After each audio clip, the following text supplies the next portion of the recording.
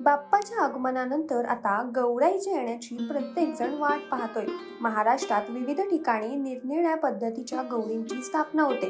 कुठे खड्याच्या, कुठे उभ्या, ज्येष्ठा आणि कनिष्ठा अशा विविध पद्धतीच्या गौरींचे मनोभावे स्वागत केलं जातं।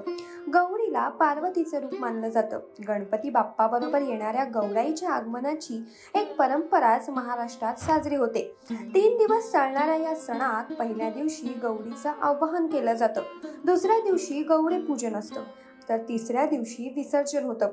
महाराष्ट्रात वेगवेगळ्या ठिकाणी गौरी पूजनाची पद्धत, प्रथा आणि मान्यता ही वेगवेगळी आहे। पण गौरीचं आणि गणपतीचं नेमकं नातं काय हे तुम्हाला माहिती आहे का?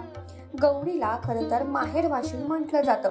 गौरी म्हणजेच पार्वतीचं रूप आणि गणपती हा गौरीचा पुत्र आहे।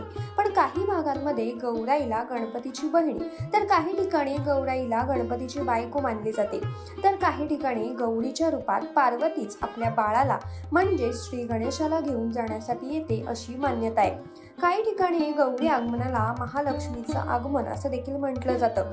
गौरी आव्हानाच्या पहिल्या दिवशी गौराईला भाजी भाकरीचा नैवेद्य दाखवला जातो, तर गौरी पूजनाच्या दिवशी पुरणपोळी किंवा श्रीखंड पुडीचा नैवेद्य दाखवला जातो।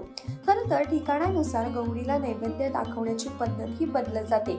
तुमच्याकडे गौरी गणपतीचा उत्सव कशा प्रकारे साजरा करतात हे कमेंट करून सांगायला विसरू नका।